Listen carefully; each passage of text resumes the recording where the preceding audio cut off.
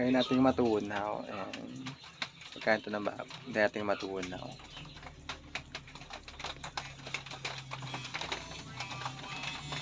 Tunaw na siya saka.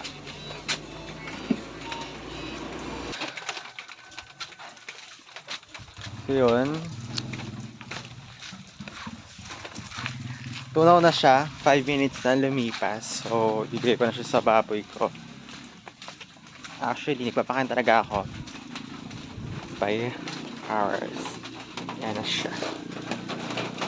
Kailangan natin haluin for a bit. Patong ko muna dito kaya haluin ko siya. Wait lang. Nahaluin ko lang. Oh! Super kinaw. Oh my gosh. Ayan.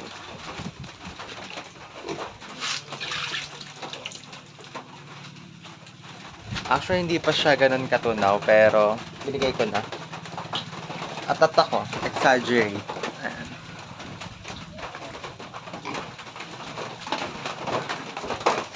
Ayan. Ano lang siya kasi, pa 5 days pa lang. Magka 1 week pa lang, kaya hindi pa siya ganun kalakas kumain. Pero, the good thing naman is inuubos naman niya yung pagkain. Pero hindi na siya ganun kasapik. And, pagkakaiba nung isa nung mag-3 weeks sa akin. Tingnan nyo guys mamaya. Papakita ko sa inyo yung isa kong baboy. Ayan.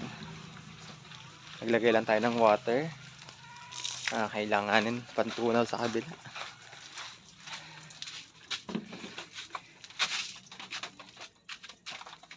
And number 1. Her name is Liza. Much fuller. That's it. And then leave it for 5 minutes. So yun guys, after waiting for another 3 minutes, ayan, I'm going to Liza. Oh my god,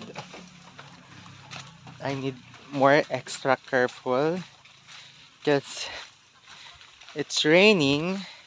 Char? Umulan kasi madulas, so kailangan natin mag-ingat.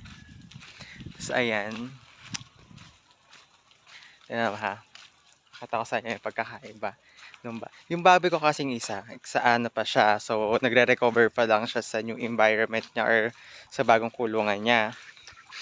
Based on my experience, nakaka-recover ang baboy after 1 week. Nag-start na siya doong masigla kumain, naging masigla na siya, mag 2 weeks, yung mga ganon.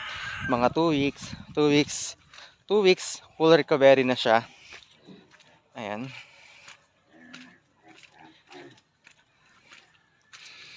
Oh my god, it's so hard.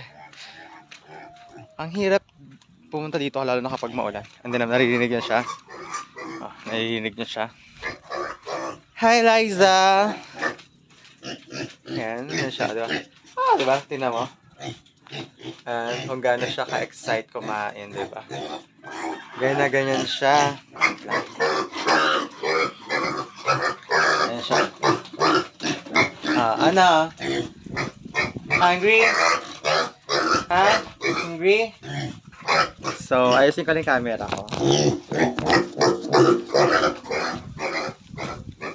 Ayusin ko lang yung camera, guys. Kasi baka malaglag kasi dun sa merong jingle niya dun.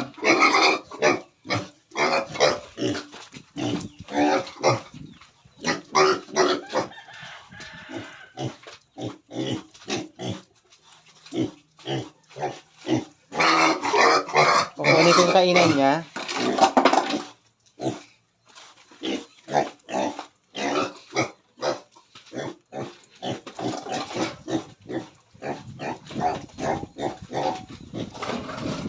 Aray!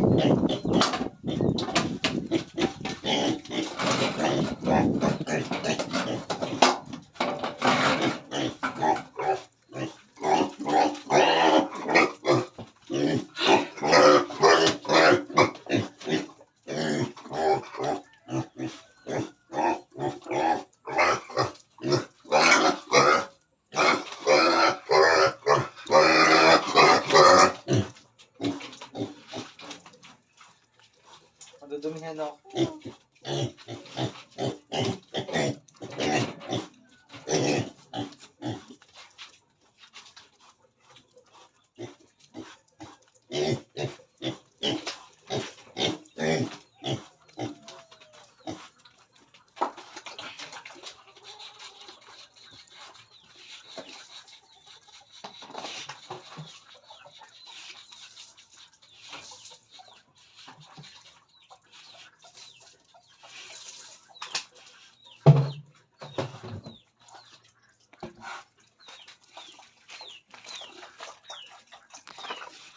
So, ayan siya guys.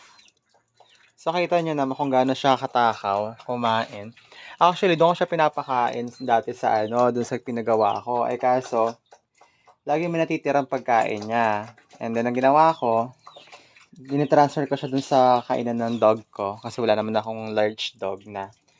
Yeah, so, much better. Mas nauubos niya doon. So, kaya dyan ko na siya linalagay. Mas smaller kasi. Mas mabilis niyang kainin. Ayan, no? Diba? Takaw niya. Her name's Liza. Kumain ka lang, ubos ang pagkain mo. Diba? See kung gaano siya kalaki, kung gaano siya kataba. Bilog na bilog yung katawan niya. Ayan, makikita niyo naman. Mga muscles niya. O, tinan mo, diba? Ganyan siya ka-addict sa pagkain, guys. Ayan, yan ang pinagkaiba. Kapag yung kapag yung baboy mo ayan, 'di ba? Ayun, ano pa lang yan, magti-3 weeks pa lang sa akin. Naka pre-starter pa lang ako. Hindi pa siya nakakaubos ng 25 kilos ng starter. Kaya ganyan pa lang siya. Since ayan ang daan. Super kalat. Actually, hindi pa siya ganun kaputik. Unlike last time na super maulan. Talagang napakadulas ng daan dito. Ayan, yan ang kulungan ng kapitbahay. Ayan. Kulungan niya ng kapitbahay. Marami din siyang baboy dyan. Meron siyang inahin dyan. May barako. May mga biik. Ayan. And meron pa sila sa ibang dun sa ipabalyang na kulungan. Sana all. Siyempre, ako, nagsisimula pa lang naman. Ayan. Ayan, yung isa. So, hindi pa siya ganun katakaw kumain. Hindi tulad ng isa. And syempre, of course, eto si, kumakain na rin naman siya. Kumakain siya. Umuulan kasi, kaya madumi yung kulungan niya. Ayan, basa.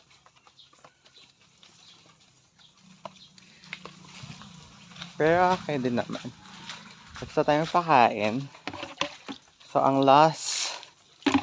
next feeding nila ay alas 2:30 or 3. 2 or 3. Ayan.